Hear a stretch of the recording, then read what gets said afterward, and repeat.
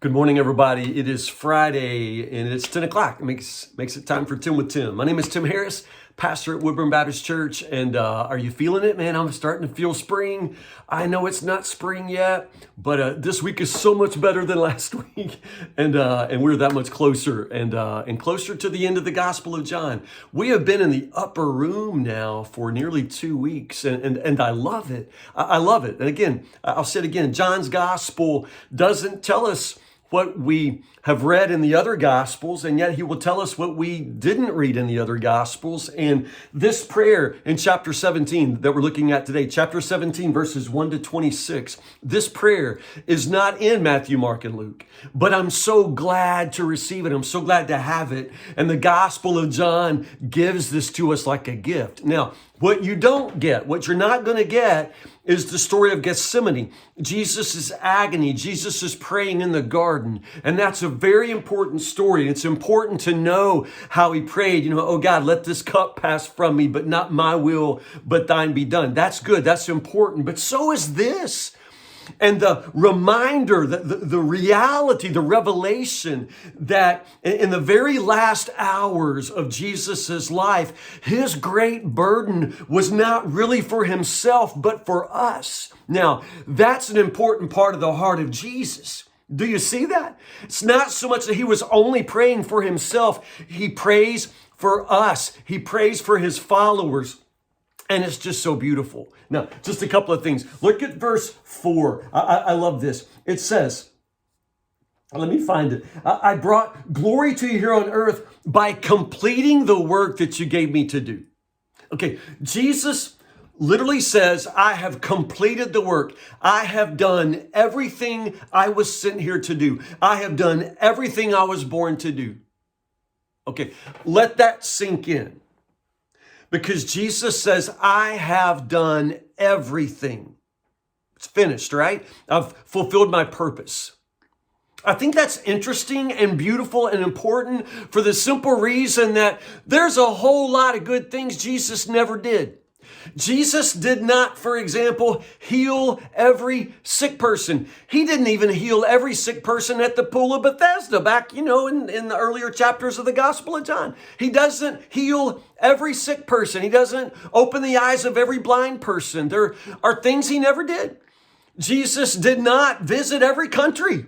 He didn't even visit every town in Israel. He didn't do any of that. Jesus, didn't open a church and start a preaching ministry. He didn't open a school. Jesus never even started a hospital.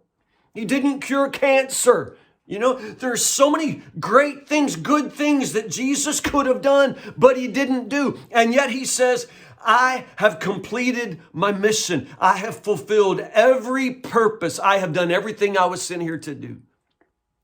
I think that's important, and I think it's beautiful, and I think there's something, can I say just liberating about that for me and you? Because how many times do you and I, condemn ourselves for all the things that we haven't done, the good things we've never done, and so many good things that we leave undone. And honestly, there are things I'd love to do, and I'm reaching those autumn years of my ministry and realizing there are dreams that I've had. There are good things that I've always thought I would do that I'm probably never, ever going to get to do. It's just a reminder that Jesus knew his purpose. And he focused on his purpose and he fulfilled his purpose. He didn't do everything, but he did everything he was sent to do. Do you see that? I'm not going to do everything. I'm not going to do every good thing. I'm not going to do everything at all. But I pray I do everything that God has sent me to do. Everything God wants me to do. I don't have time. I don't have money. I don't have the gifts to do everything. But I have everything required to do what God has sent me here to do. I can fulfill my purpose and so can you. You see that? That's just good. I just think that's so good. Jesus says, I fulfilled my purpose. And then Jesus begins to pray for his disciples. Now, I love the fact that at this moment, right before Jesus will suffer and die, his great burden is not, his own grief. His great burden is for his disciples. And you can tell his great burden is first off for their protection. He prays that the disciples will be protected from the evil one because they are still going to be in the world, but not of it, as I've heard all my life, in the world, but not of it. We're still going to be in this world. Jesus knows that. We're going to fulfill our mission in the world, and the world is going to hate us, as he's already said, and the world is going to persecute, and the world will try to erase us. Not because of us, but because of Jesus. They tried to erase him. They will try to erase us. And so Jesus recognizes the persecution, the trouble that awaits us, his followers. And so he prays to the Father that we'll be protected from the evil one. Oh, I just love that. His great burden was that we would be protected in this world in which we must continue to serve him and spread his message. See, it's all about the message. Do you read that? I'm praying not only for these disciples, but for all those who will ever believe in me through their message. It's all about the message. It's all about the gospel. It's all about getting the message out. That is our purpose. And so that second great burden of Jesus, he prays that we'll be protected, but he also just prays that we'll be sanctified. That's a churchy word. Sanctified simply means to be set apart, to be cleansed and set aside for a special purpose, for a holy purpose. You see, we have God's will to do. It's a holy purpose. And so he sets us apart from the world and he cleanses us with his word. And then he sends us out into the world to do his work. Do you see that? And so Jesus prays that we will be set apart, that we'll be sanctified and purified and cleansed for his work. Now, woven all through this great prayer is this amazing prayer for unity that will be one. And he says it over and over and over. I've tried to underline or circle every time he mentions the word world or unity or glory, one. Let them be one as you and I are one. It's just this amazing tapestry where he continues to weave in these themes, these words. Let them all be one. Isn't it something to realize that one of his greatest burdens in the very last hours of his life was that Christians would love each other, that we would be one, and that truly it's that unity in the world that's going to let people believe that we actually belong to him. It's that unity that's supposed to be some sort of sign. Oh my goodness. I'm blessed to be at Woodburn, just one of the greatest churches ever. And I say that not because I'm the pastor. This church was a great church long before I got here. And my prayer is just, I just don't mess it up. I want it to be a great church when I depart. But even at Woodburn, to keep us all one, keep us all getting along, especially in COVID. This last year has been a test for every church, in the world. Oh my goodness, we managed for 150 years at Woodburn not to let the devil divide us, but masks almost have, it's stunning. The different ways in which we as believers, we have the Holy Spirit in common. We have the gospel of Jesus in common. And yet the devil can just find so many ways to divide us. And Jesus knew that would be his strategy. You see, it's all about the message, but if he can get us to turn on each other, if he can get us to start fighting about, the color of the carpet or the music, if we can just get preoccupied with something that divides us, then we'll never be unified enough to get the message out. It's all about the message. And so Jesus continues to pray, Lord, make them one. Let them be one, just like you and I are one. Let them be united. Let them experience unity. Let them love one another.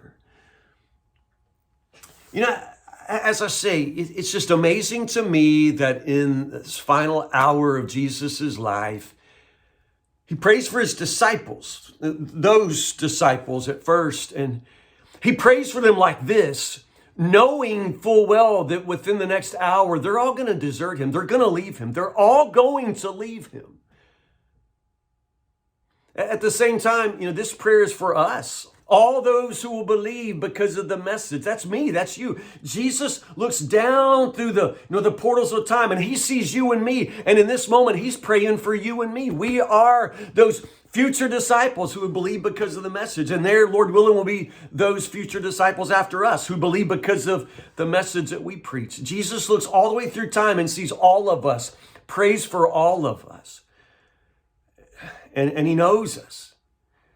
In this very last hour of his life, his concern is not for his grief, but for ours. And Lord knows how much grief that we would cause his great heart. I mean, we desert him too, right? We deny him too. We betray him too in so many different ways every day of our lives. And yet he doesn't mention a word of that.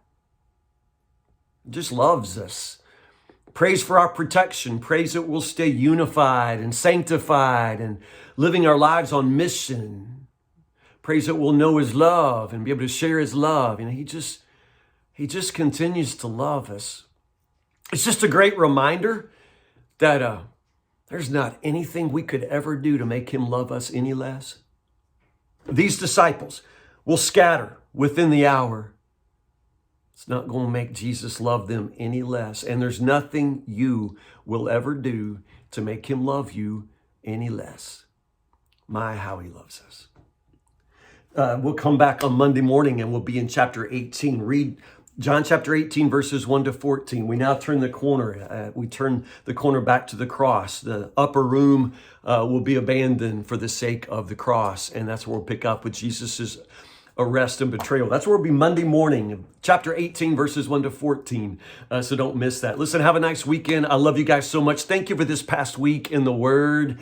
And the Lord willing, we'll have the same kind of week next week. Gospel of John is just so good. Stay in the Word and stay close to the Lord. I will see you the next Monday, 10 o'clock in the morning for 10 with Tim. I love you guys.